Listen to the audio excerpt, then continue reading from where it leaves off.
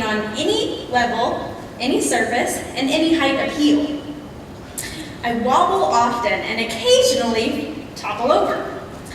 I'm not graceful or pretty and make a lot of people around me uncomfortable. And let's face it, high-heeled shoes hurt. It's a true fact. So why in the world would I want to wear these shoes? Because I can.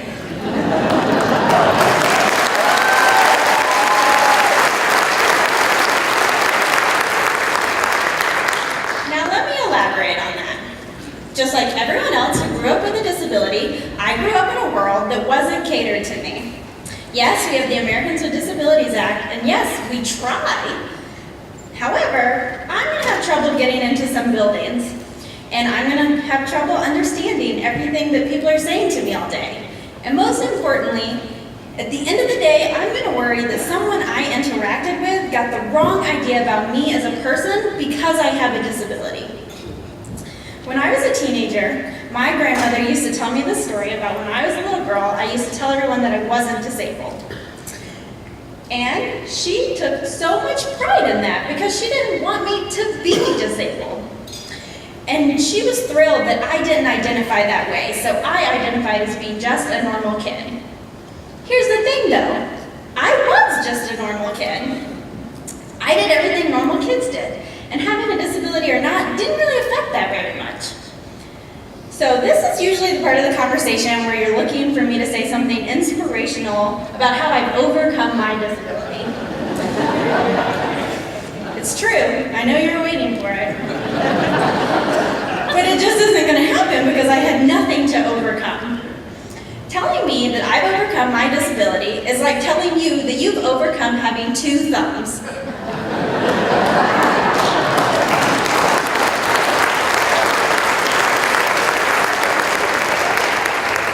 Bizarre concept, but I can tell you firsthand, you only need 1 thumb. It upsets me to no end that people seem to equate me living a normal life despite having a disability as an automatic inspiration.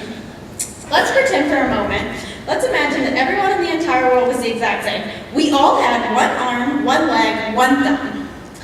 We get up, put on our legs, drive to work, and provide for our families.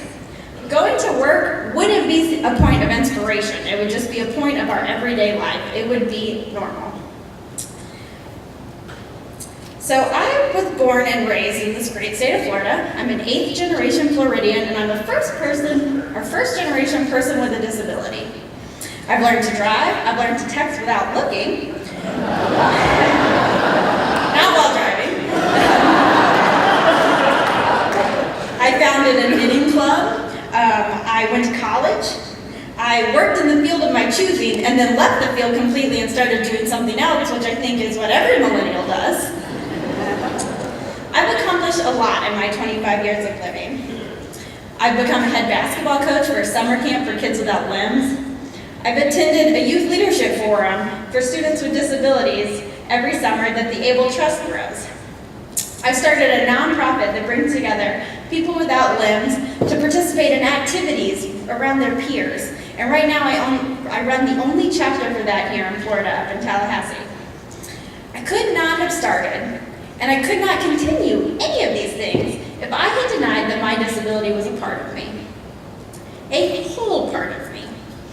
I couldn't have allowed myself to believe that I deserved what everyone else deserved, whether I had a disability or not. There's still a large number of people with and without disabilities that don't understand that having a disability isn't weird or strange, it's just a different flavor of normal. Let's go back to our scenario that we all have 1 arm, 1 leg. We're all going to wake up and put on our prosthetic legs. The next thing we're going to want to do is go to work.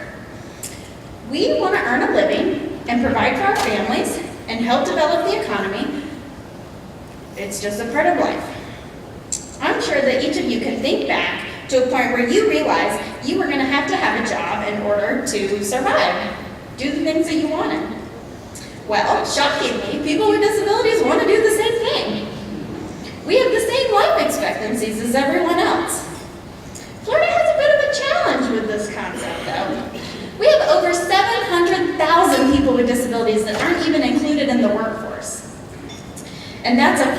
scorecard report that came out in January of this year. For those of us who are included in the workforce, we have an unemployment rate 3 times higher than everybody else. In 2014, that rate was 18.1%. That's very upsetting. I don't know if it riles any of you people up, but it gets my blood going.